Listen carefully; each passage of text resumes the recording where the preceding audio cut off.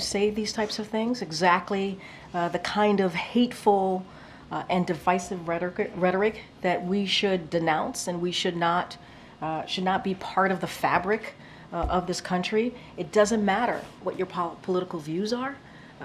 You should stand and condemn these types of just repugnant words. No leader should ever associate with someone who spreads this kind of ugliness, this kind of racist poison. That's what this is. Would you have married Donald Trump if you had a crystal ball that said he would be president? That's a interesting question. I gotta wipe away a tear on that one.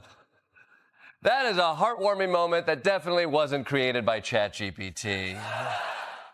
You know the former First Lady who most folks probably only know as that one person from Slovenia? Well, she's been making the rounds this week, popping up on Fox News and all over social media. Now, you might think she's just being a supportive wife backing her husband's America First message, but there's another reason too. She's got a new book to promote. Speaking of which, this book situation got pretty interesting when Jordan Klepper decided to review it, and boy did that stir up some drama. Turns out Trump wasn't too happy about Klepper's take on his wife's memoir. He did what he does best, went on a social media rant calling Klepper all sorts of names. Pretty ironic when you think about it. Melania Trump, former First Lady, and the only Slovenian you can name off the top of your head. Well, we don't see a lot of Melania, but she's also been on a media tour this week. Fox News, social media. She's out there because she's a supportive wife who believes in her husband's America First. I'm f***ing with you. She has a book to sell. We actually have a copy here. Yeah, this is it. This is her book. I want to read you a quick passage just to give you a feel for it. This is real. Getting upset over someone else's jokes. The whole review was actually pretty funny. There's this part where Klepper reads about a supposed private moment between Donald and Melania. It goes something like, "Before Donald headed to his office that Wednesday, we had a private moment. I told him, 'Congratulations, what an achievement.'" Klepper's response? He joked about whether this was written by AI, which got quite a few laughs. But wait, it gets better. When he got to the part about cyberbullying, I mean, come on, that's like a comedy gift wrapped in gold paper, right? As Donald prepared to go down to his office on Wednesday morning, he and I had a private moment. "Congratulations," I said. "What an achievement. All those other people. And you won." Here's the wife of the guy who made Twitter his personal playground writing about online behavior. Klepper really had fun with that one. And don't even get me started on the White House decorating sections. The way Klepper described it, you'd think the guide was just slap gold on everything and hang up lots of pictures of yourself. He kept going through the book, finding gems like her Be Best campaign and that infamous jacket incident. So get this, Klepper keeps the jokes rolling, and each one's better than the last. He doesn't sleep much. He does, of course. Does he wear needs to. pajamas? No. No. What does he wear when he sleeps, Melania? Well, one of the things she... Oh. But maybe hearing about Donald Trump's bedtime routine from Melania doesn't get your engines revving. Fortunately, the campaign also brought out someone for the ladies. Former senior advisor to President Trump, Stephen Miller. Melania says, "You are naked in bed." And he says, "And you are the First Lady. Good luck."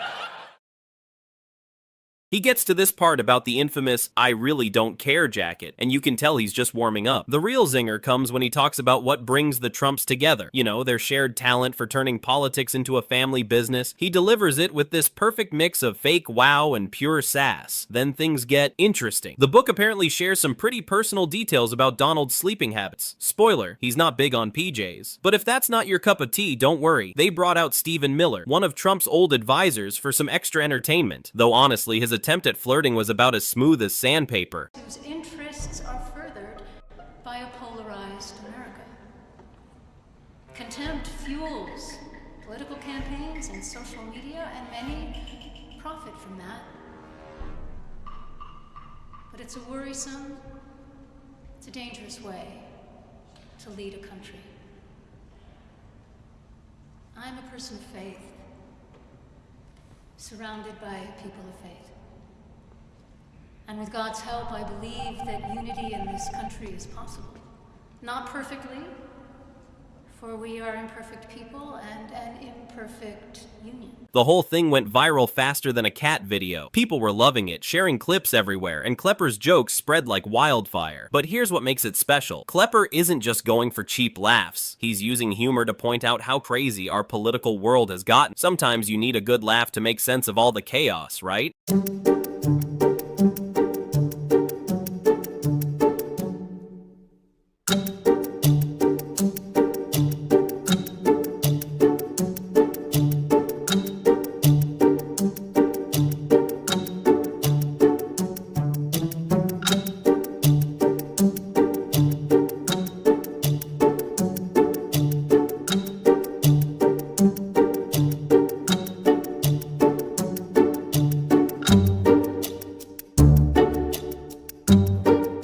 But oh boy, the best part? Trump found out about the whole thing. Picture this. There he is at Mar-a-Lago, probably scrolling through his phone like a teenager checking their Instagram likes, when he stumbles across Klepper's take on Melania's book. You can just imagine his reaction. That moment when he realizes he's the punchline. His face probably turned redder than a stop sign, and you know he went straight for that caps lock button like it was mission critical. So this whole thing turned into an epic social media showdown. Trump starts firing off posts like there's no tomorrow, calling Klepper a failed comedian who can't get real laughs. But that was just the warm-up act. I shouldn't say this.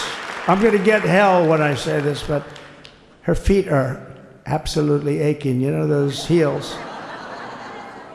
And we thought we were leaving. We were going home. Sir, would you be able to go down and say hello to some of your other fans that are here? I said, oh, I didn't know that. Wow. Did you get to see pretty clearly the picture, I hope? Good. That's good. But because you wouldn't want to make the same speech again, right? But she said, darling, I love you so much, but my feet are killing me. I said, honey, let me just see how far it is. I asked the person. Oh, not that long, maybe 400 or 500 yards. That's 5 football fields. I said, can you make it? She said, we're going to make it no matter what. We're going to make it because we have to get, right?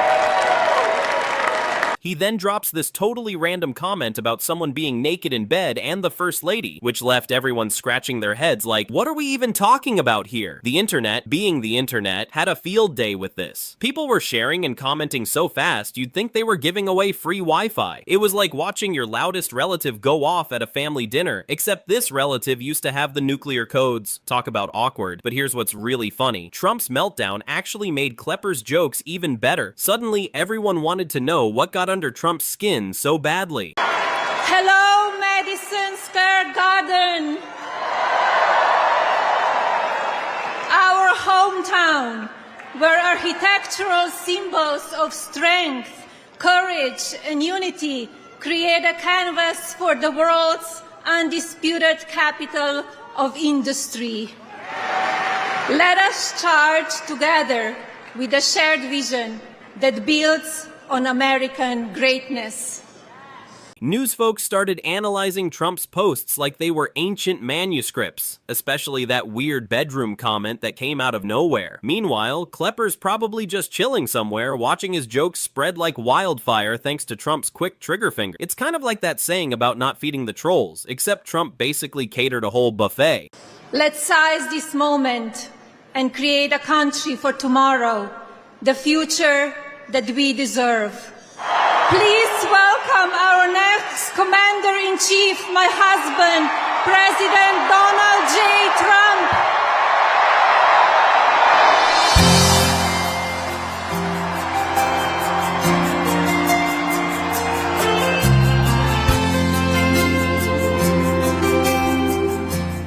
The whole thing turned into this massive online party where everyone brought their best jokes instead of snacks. And let me tell you, some of these memes were absolute chef's kiss material. So the late night TV crew couldn't help jumping into this comedy goldmine. Jimmy Kimmel spent a whole chunk of his show reading Trump's social media posts in different voices. Imagine Trump's words coming out like Mickey Mouse or smooth like Barry White. The audience was losing it. Then Stephen Colbert takes it to another level, doing this super dramatic reading of Melania's book like he's performing at the Globe Theater. Who knew family drama could sound so fancy? But here's where it gets interesting. While everyone's cracking up, some analysts started thinking deeper about all this.